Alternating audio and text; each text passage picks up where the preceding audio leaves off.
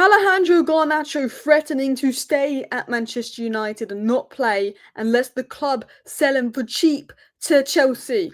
Go on, Garnacho. World Cup year. You do that. You try that because you not playing on your little wages compared to other players isn't that big of an issue. That will just impact your World Cup chances. I'm fed up with Chelsea. Just pay the money for Garnacho. It's causing a lot of issues. I'm fed up with Garnacho. Let's get it done. Some big boosts and updates coming in on Donnarumma, some latest news stories on Baleba coming in from Fabrizio Romano, and we will talk about Jadon Sancho. So, hello, and welcome back to Alice Talks Football, and welcome back to your 10-minute Manchester United news, transfer news, and update roundup show. Well, I'm going to round up all the news in 10 minutes for you guys.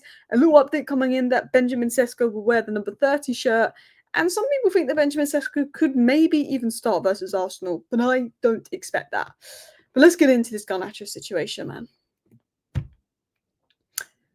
Garnacho informed United that it's Chelsea or nothing, even if the price to pay is staying at the club completely out of the project. He's waiting, working hard, and attentive to his phone to get a call from Chelsea to travel for the medical. There's still work to do club to club. First of all, I like Romano. I think he's one of the best journalists in the game, and I think people give him way too much stick because, yes, he gives a lot of updates that are quite repetitive, but people are asking him daily to give updates, and people are always demanding news out of him. But I do think clearly Garnacho's agent is literally just feeding stuff to Fabrizio Romano. The whole he's waiting, he's working hard, he's looking at his phone, he's desperate. We know. We've been told a million times he wants Chelsea. We know. Second of all, Garnacho informs United it's Chelsea or nothing, even if the price to pay is staying at the club completely out of the project. Garnacho does not want that. He can threaten that. Chelsea have probably told him to threaten that. He does not want that. Apparently, this is Garnacho's message. Apparently, Garnacho's message to United is Chelsea or I stay here and don't play football for 6 to 12 months. Don't take it out on us, take it out on Chelsea. Alejandro Garnacho is known for having the biggest ego in world football, yeah? Chelsea valuing at 35 million. With your ego, surely he doesn't like Chelsea valuing him at 35 million. If Garnacho is as good as he thinks he is, shouldn't he be taking United side saying, yeah, Chelsea needs to pay 50 million for me? When you're looking at João Felix and Madueke. So, Garnacho, if you've got a problem, tell Chelsea to hurry up and pay for you. Stop threatening Man United. Stop telling Man United this and that. We know your ego. We know you don't think you're a 30, 35 million pound player. We know you think you're a 50 million pound plus player. And if Man United want 50 million plus for you, then go to Chelsea and ask them to pay that. Because your message is, I just won't play football for 6 to 12 months. Man United can do that. Man United can do that. You ain't on that big of wages. We can stick you in the reserves for a year. We don't care. If it proves a point to Chelsea, we will.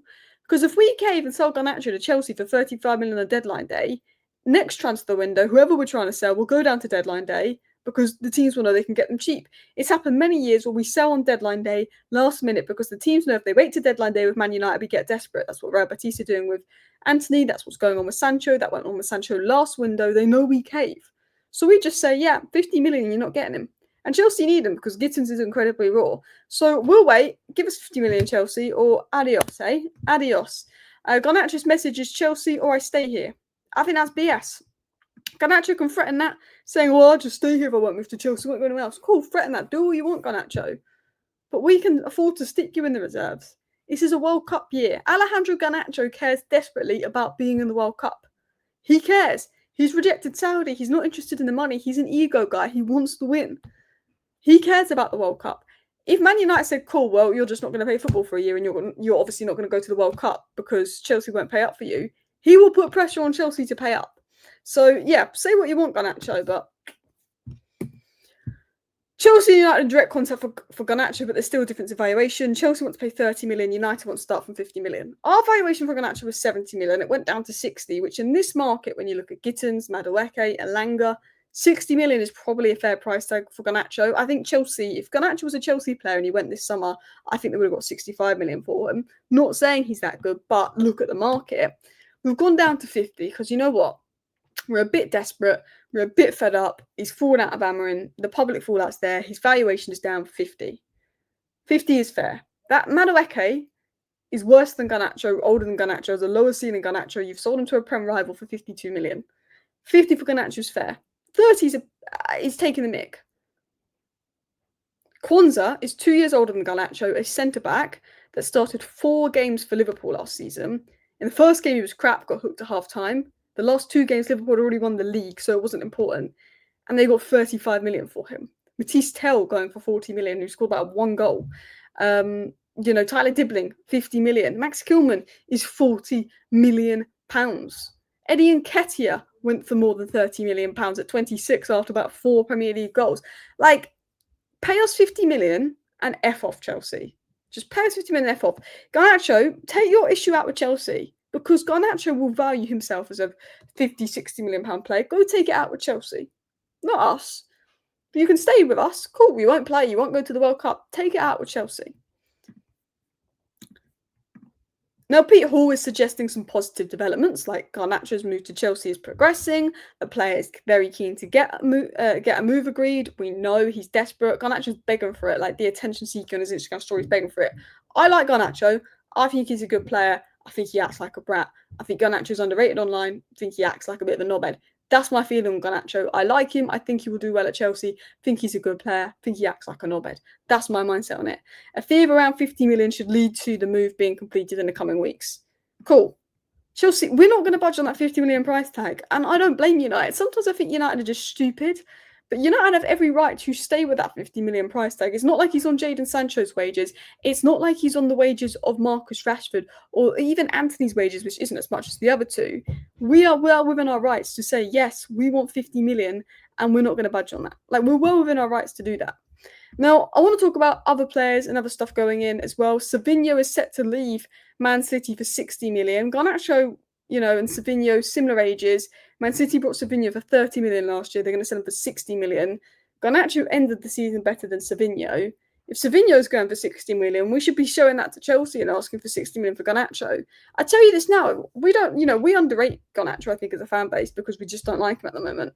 But if Garnacho was a Man City player, if Garnacho was a Chelsea player, he'd have gone for over 60 million this window. And you can't tell me otherwise. Anyway, let's continue on into more news, information and stuff as well. Apparently City are looking at Rodrigo and we got some boosts coming in for Donnarumma. Clubs are now expected to make a concrete approach for Donnarumma, said Ben Jacobs. Romano, I don't know if you watched my live stream earlier, but Romano confirmed that Donnarumma is set to leave PSG. He's not in the Super Cup squad, whatever. It's pretty much done between Donnarumma and PSG. The Prem is the most likely destination, was said by Romano. And Fabrice Hawkins, who's one of the best journalists over in Ligue 1, said that Manchester United and Chelsea have made inquiries about Donnarumma in the last few hours. Could be one to watch. I think he'll go to Chelsea. I think we're focused on Baleba. I think we're prioritising Baleba over goalkeeper. Now, Manchester United have been inquiring and talking about Baleba for ages and they're still in for him, which makes me believe they believe a deal is possible and they can get him. However, Romano did say this today. From tomorrow, United will try to understand the situation with Brighton if they have a chance to negotiate for Baleba or if it's going to be impossible. So I think we'll know in the next 48 hours if Manchester United are going to walk away. I think if we don't walk away in the next 48 hours from Carlos Baleba, something tells me we have a chance to get him. If we don't walk away in the next 48 hours, something tells me we have a chance to get him. I really do hope we get him. I've said that a million times. I can move on from that. Last but not least, Fabrizio Romano was on DAZN Football today and did say that if Jadon Sancho cannot find a suitable club for himself in the European market, there's a high possibility that his destination will be Turkey. I think he's just going to run down his contract and beg that Manchester United agree to a loan and pay his money, pay half his wages for him to go where he wants. But right now, it's like Jadon Sancho's fault. Do you know what? If Jadon Sancho ends up in Turkey, it will teach him a lesson. Because he wants to stay in a top 5 league. He had the opportunity to stay at Chelsea, be given good wages at Chelsea, where he was happy, where they wanted him, and he turned it down, thinking he would get higher wages from a club in one of the top 5 leagues. He's realised Juventus, Inter, Dortmund aren't going to offer him the wages that Chelsea were offering him. Chelsea, in fact, have offered him the highest wages, and he's panicking now. And now he's thinking, well, I'm going to try and stay at United and get a loan move to Dortmund. So then next year, when my contract run down, I can get a move to a top 5 club and make the most of these wages. Or if I don't want to take a wage cut, I'll go to Turkey. He doesn't want to go to Turkey. He wants Turkish club wages. He wants Manchester United club wages, but he'd have rather been at Chelsea, Juventus, or Inter. That's why it's taken so long, because he said no to the Turkish clubs and he will go back to them on deadline day. And you know what? That teaches Sancho a lesson for rejecting Chelsea because he thinks he could get more money out of Juventus, because he hasn't. Anyway, let me know your thoughts down below. Thank you for watching. Bye.